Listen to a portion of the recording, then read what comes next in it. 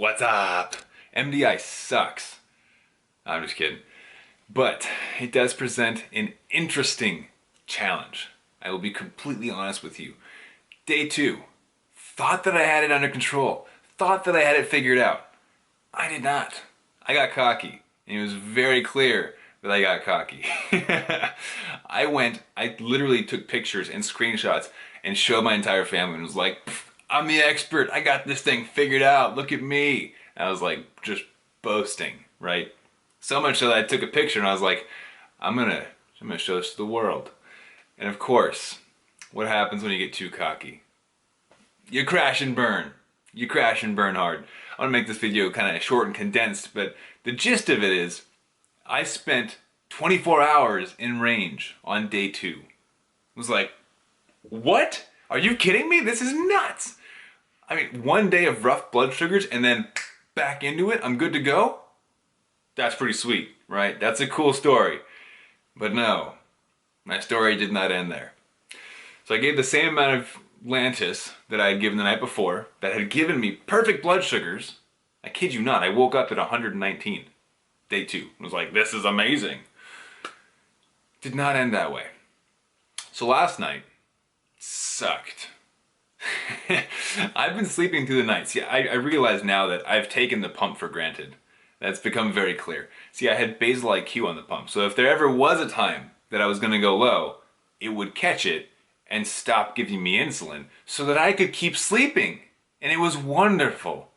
Now, if I have too much Basal, it just keeps dropping me and dropping me until I eat sugar, which I had to do twice.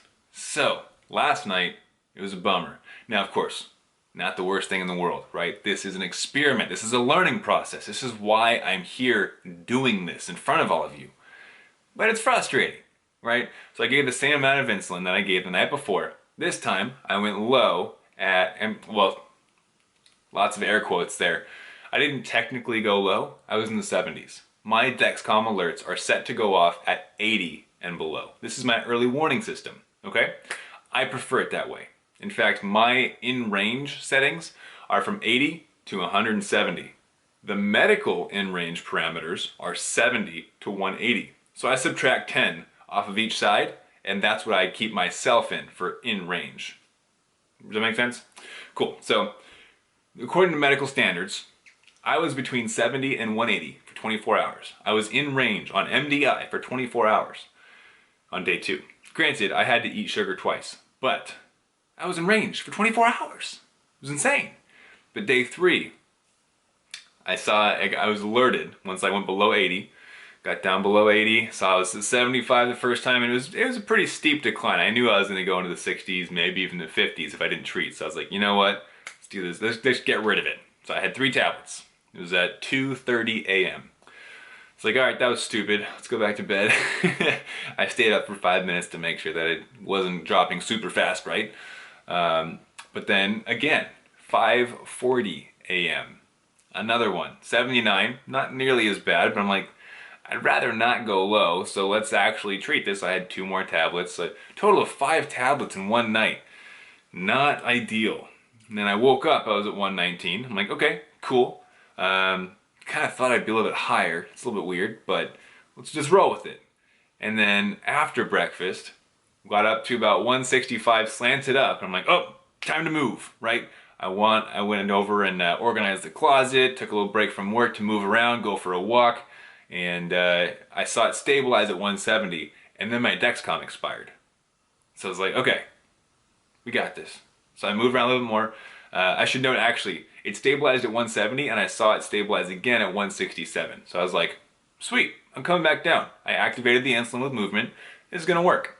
And I know that I should come back in range. So Dexcom expired, I put on a new one right there, and ultimately felt pretty good about it.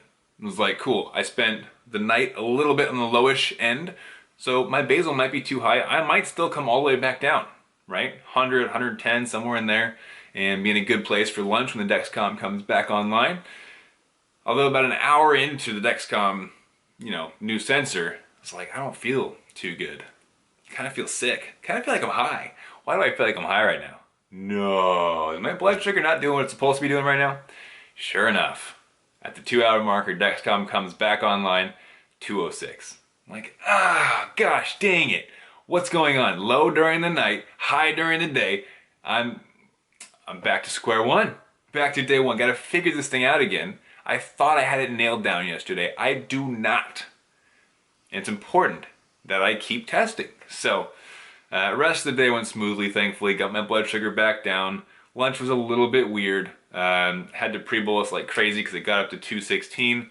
219 actually. And I know this because what? I'm writing it down in the trending journal, right? And again, yes, I'm biased. I wrote this, so I'm gonna use it, but I practice what I preach. That's the important thing here. I practice what I preach, I write it down in here. Check it out. I use this thing. It's super important to use it. What day was that? That's today. Look at that. Lunch, 8 units. I started at 219, right there. 219, I ended at 147. I'm at 154 right now. It's pretty good. I got my total carbs. I wrote down my pre-bolus. I wrote down how slow I ate. I wrote down that I walked afterwards because it did not want to come down. I had to give my insulin some extra help. I wrote down my trends right here. Other, low during the night twice, high after breakfast, high after lunch. Interesting. Now I have it documented. That's the power of the trending journal. Go grab yours at trendinghealthjournal.com. Now, and then another interesting thing happened today. I'm gonna wrap up with this. I emailed my endo. Was like, hey, you know your stuff. Here's what happened. And I sent over a very detailed log of, here's my Lantus, here's my bolus, here's my blood sugar at this time, blood sugar at that time. She knows that I'm very analytical, so she's used to these ridiculous emails that are like super hyper detailed, right? Because I want to figure out what's going on, pinpoint it, and fix it. That's how my brain works. It's what makes me such a great coach for everybody else, because I think about everything and pinpoint what's going on. Now, instead of emailing me back, she called me on her lunch break. My endo's actually pretty cool. She knows her stuff, but she also puts her patients first, which is awesome. And I know in the beginning I mentioned my endo thought I was stupid for doing this. She was still shocked that I actually went through with it. She's like, oh, you finally did it. How's it been going? And I was like, well, it's been kind of rough. The first day was kind of sucky. The second day I thought I had it, but then the third day, don't even want to talk about last night. But we chatted about different strategies, about how I can implement different timing with my long-acting insulin, my Lantus. We chatted about Lantus versus Tresiba, right? There's different types of long-acting insulin. Some of you might not have known that. You have different options.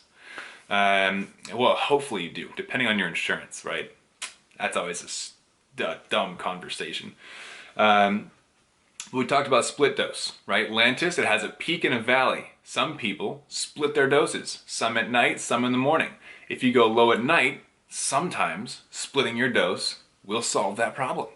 And I said, great, that's awesome. But here's another theory I have. I think that Lantus matches up perfectly with my pump profile because Lantus peaks in the beginning and tails off at the end. It's not an even distribution, which is why so many people hate Lantus, but for me, when people like me, it works wonders. It's perfect because it matches that peak in the morning and tail off at night. So I told her, if I split the dose, that means I've got 2 even peaks, right? So it's more of a Tresiba effect, which is why so many people love Tresiba, because it's more of an even spread of basal. There are no peaks, no valleys, and it actually can last 36 to 48 hours. That's why it's so even. Some more stuff you might not have known. Now, I said, if it matches my pump profile perfectly and I split the dose, that's gonna mean I get too much insulin at night when I don't need a lot of insulin. According to my pump profile that worked perfectly, I need less than 1/3 of the insulin at night than I did in the morning. So I need the peak and I need the valley. She was like, and I was like, what if, right? Here's the tricky part. Here's how my mind works. This is why it's so fun to dissect these things. So what if I give 1 unit less of Lantus, so it's not gonna affect me as much overnight, right? A little bit less, maybe I'll hover in the 80s or 90s, and I wake up at 5 a.m., 3 hours before I get up, and I give myself a half unit correction of Humalog, go back to bed to take care of my Dom phenomenon. She goes, oh, very interesting thought, Matthew. I do have a client who does that. Actually, she didn't say client. I do have a patient that does that, and they love it. But that means you're getting up at 5 a.m. to give yourself a shot every day for the rest of your life, so long as you are on multiple daily injections. And I said, I know, but I want to test it. Now, of course, the secondary option for feet on the floor syndrome is that you can give yourself a Humalog shot the second you wake up, before you get out of bed. That's another option. There are many different strategies, and there's a few strategies that I'm not talking about because this video is already getting kind of long. It's 10.5 minutes, and I want to just squeeze it all in. But essentially, no, there are tons of strategies for every single scenario you can imagine, and they're all up here, right? And they might even be in your endo's mind. Pick people's brains, ask them questions, ask me questions. And if it's too much to type out all your questions, because maybe you've got like 10 different problem areas, like, man, I go low after my meals and running is impossible and it's so difficult to get a full night's sleep and I don't know how carbs affect me, blah, blah, blah, and it keeps going on and on and on.